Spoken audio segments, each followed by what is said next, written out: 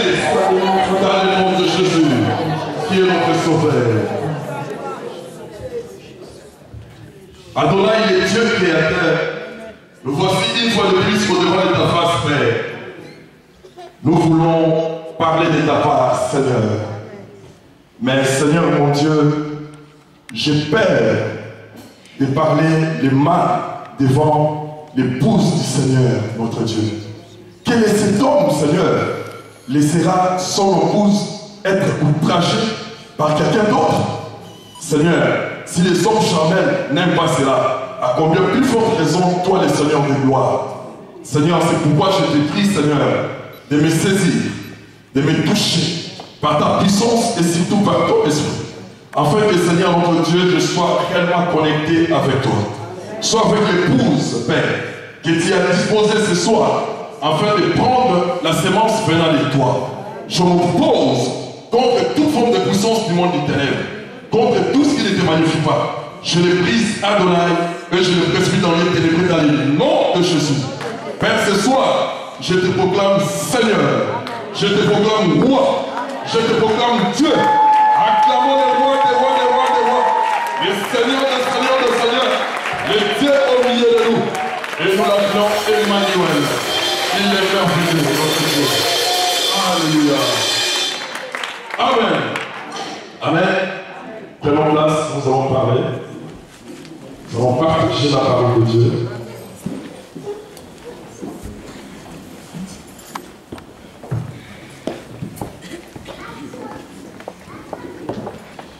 Alors, nous allons lire dans le livre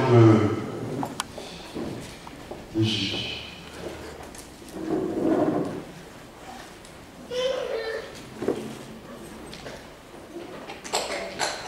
Nous allons lire dans le livre de Juges. Ma sœur, mon frère, laisse-moi te dire, personne sur cette terre ne peut aimer ton bonheur. Personne. Quand tu es souffrant, quand tu es malheureux, tu verras beaucoup de gens commenceront à propager la bonne nouvelle et la mauvaise nouvelle pour te nuire davantage. Mais quand tu fais les bonnes choses, quand tu vas bien, c'est alors que ces mêmes personnes-là vont chercher maintenant à t'anéantir, à te détruire. Donc les bonheurs, si nous le voulons, nous pouvons seulement les trouver en Christ. C'est pourquoi nous allons lire dans le livre de Juges 11, de verset 1 jusqu'à 8. Papa va m'aider pour la lecture.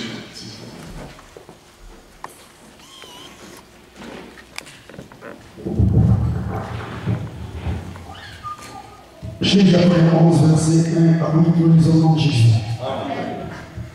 J'étais le Gadi, était un fameux héros. Il était fils d'une femme prostituée, et c'était un Galad qui avait engendré Jéphthé. La femme de Galad lui enfantant des fils. Pas vu la vraie partie. Stop. Je vais lire.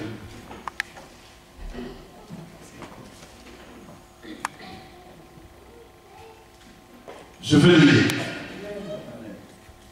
Livre de Juges 11, de verset 1 jusqu'à 8 verset.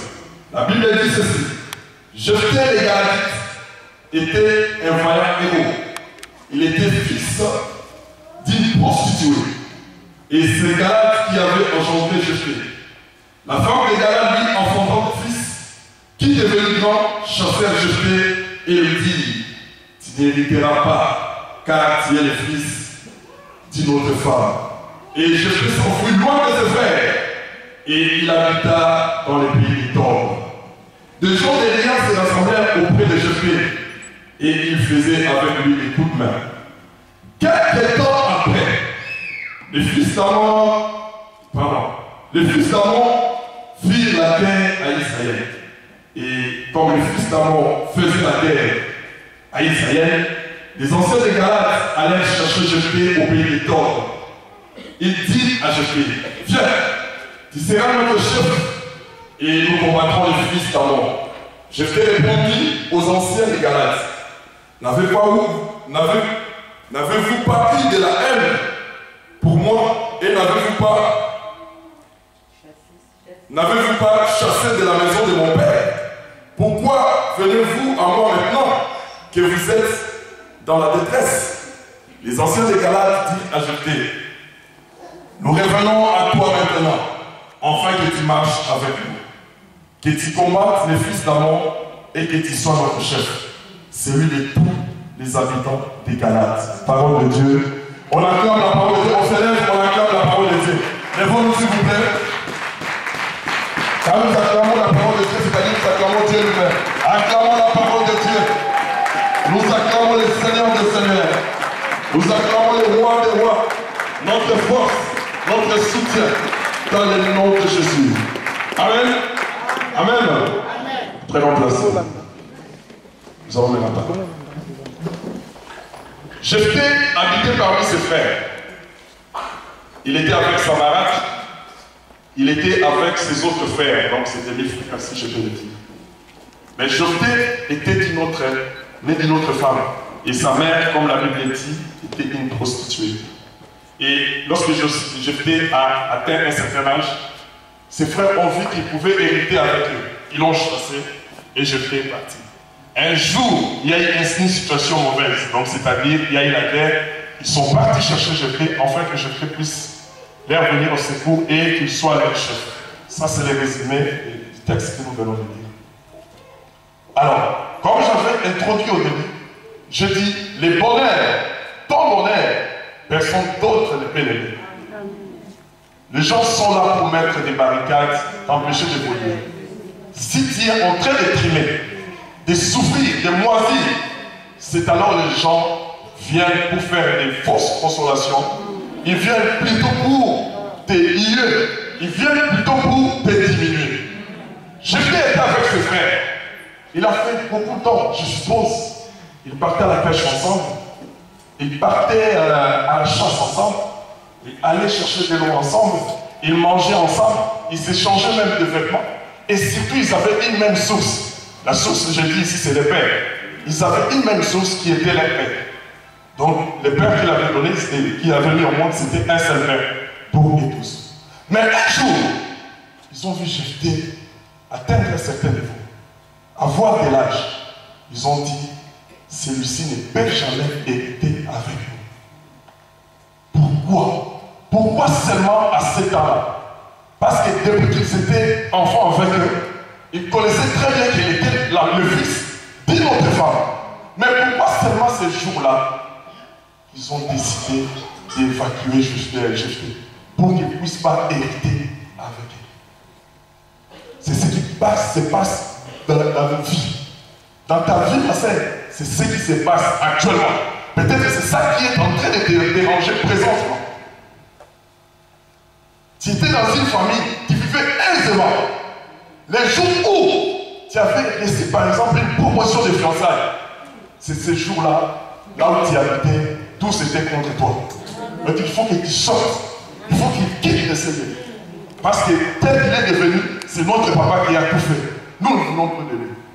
Mais pourtant, vous avez souffert ensemble. Vous avez passé des moments difficiles ensemble.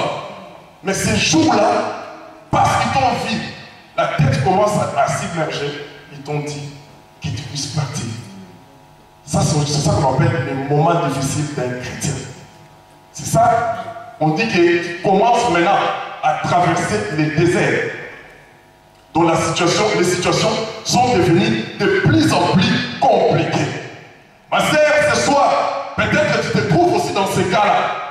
Mon frère, peut-être que tu es dans ces cas-là. La situation est devenue compliquée. La situation est devenue bizarre. Tu ne vois aucune issue. Et tu es devant un mur. Tu ne sais où aller. À qui crier? Laisse-moi te dire, ma sœur, lorsque tu commences déjà à passer dans le désert, sache-le que ton Dieu est à côté de toi. Amen. Ton Seigneur est à côté de toi. Amen. La Bible nous dit ceci dans le livre de Romains 13, 11. La Bible dit que le salut est plus près de nous que lorsque nous avons cru. Le salut est plus près de toi. Tu ne peux jamais abandonner. Tu ne peux jamais laisser, ma soeur, mon frère. La situation que tu es en train de traverser là, tu ne peux jamais t'abandonner. Dis non, c'est fini. Mais je t'exhorte et je te dis, le Seigneur est avec toi. Parce que c'est lui-même qui avait dit ça. Et les déserts que tu as traversés, si tu continues avec le Seigneur, tu vas trouver un point d'eau quelque part. Tu es dans le désert, si tu continues avec le Seigneur, ma soeur, tu vas trouver la manne, tu vas manger la manne. Parce que la manne a tombé dans le désert. Là où il y avait la situation difficile. Si tu continues avec ton Seigneur, les cailles vont tomber. Et tu mangeras la viande dans le désert. Imaginez-vous, ce jour-là, l'Éternel a demandé pour la construction des tabernacles, il les a demandé d'amener la peau des dauphins pour construire le tabernacle. La peau des dauphins dans le désert, on devait les trouver où? Ils étaient dans le désert. Ma sœur, si tu es dans le désert, sache que ton Dieu est capable de faire quelque chose d'impossible. Pourquoi ce Dieu-là? Il est le Dieu de l'impossible. Là où tout se limite, là où les gens du monde disent que tout est cassé, tout est bafoué, ce Dieu-là se lève pour donner la solution. Mais qu'est-ce qui se passe pour nous, enfants de Dieu? Lorsque nous sommes entrés dans de telles situations, qu'est-ce qui se passe? Il y a les découragements, les mécontentements. Les autres commencent même à parler de mal de leur Dieu. Mais il y avait un homme, David, je l'aime beaucoup. C'est pourquoi la Bible dit David était un homme selon le cœur de Dieu. Il y avait un homme, David, lorsqu'il voyait les situations devenir bizarres, lorsqu'il voyait les murs s'élever de gauche à droite, lorsqu'il voyait aucune issue, David disait toujours ceci. Psaume 118, 17. Il disait, l'Éternel est mon rocher. Je me réjouis à la vie de mes ennemis. Donc lui, quand il voyait ses ennemis, il était trop content. Trop content. Ma sœur, je te prie d'être ainsi. La situation que tu es en train de passer, il faut acclamer. Il faut acclamer, dire, Seigneur, merci. Parce que maintenant, tu vas me donner la victoire. Merci parce que tu vas me délivrer. Merci parce que tu vas me mener dans l'autre rive. Merci parce que je vais traverser ces Jourdain. Merci parce que dans les déserts, je veux vivre comme celui qui est dans une terre fertile. Parce qu'il est capable de donner l'eau dans les déserts. La situation est devenue compliquée. Mais David a dit, je me réjouis quand je vois mes ennemis. Je me réjouis quand les ennemis s'élèvent, qui cherchent à me déranger. Je me réjouis. Réjouis-toi de cette situation, ma sœur. Ne te décourage pas. Attache-toi à ton Dieu. Réjouis-toi. Parce que ce que Dieu fera, ceux qui sont à tes côtés les verront. Et acclameront le nom de ton Dieu. Quand la situation est ténèbre, tu traverses le désert, c'est aussi un moment que Dieu veut t'instruire. Dieu veut t'enseigner. Il veut t'enseigner qui il est. Comment demander. Comment faire. Comment agir. Il veut aussi t'enseigner comment toi tu es. Quels sont tes défauts. L'Éternel est en train de te faire passer dans une école. C'est pourquoi on s'est dit, je vais la tirer et la conduire dans le désert. Et là, je parlerai à son cœur. L'Éternel te conduit dans le désert. Il t'attire dans le désert pour qu'il parle à ton cœur. L'Éternel a besoin du cœur. Un cœur bien disposé. À ce moment-là, plus tu avances de la face de Dieu, plus tu trouves la force, les capacités qu'il faut.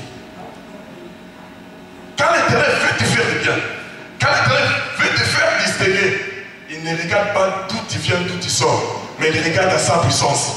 Parce que sa puissance est illimitée. Et en s'approchant davantage auprès de lui, le Dieu là est en train de faire des grandes choses. Il te forge les caractères, il te donne les capacités de bien servir Dieu. Il te donne la crainte, la soumission, l'obéissance, la grandeur, la suffisance et tout ce qu'il faut.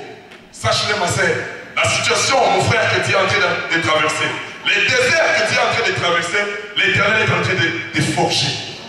Il te forge, il te montre qu'est-ce qu'il faut faire, comment dire, comment parler, comment agir. Et tout, n'abandonnez pas. Demeurer dans la foi. Parce que tout ce que tu as écouté, il faut que la foi soit là pour que tu puisses les saisir. J'ouvre une parenthèse pour la foi et puis je vais les refermer vite fait. Il y avait un homme, Je parle par rapport à la foi. Il y avait un homme qui était, comment est-ce qu'on appelle, acrobate et équilibriste. Alors un jour, il a fait un communiqué comme quoi il va traverser une grande partie de la chute de... Comment est-ce qu'on appelle ces chutes-là au Canada? De Wagenyage. Niagara, voilà, chute de Niagara. Il va les traverser pour aller de l'autre côté.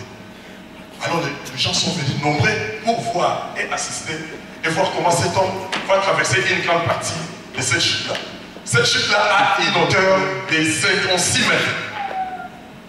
C'est très haut. Et l'équilibriste devait passer par la corde et saisir le bâton et aller traverser une grande partie de cette chute-là.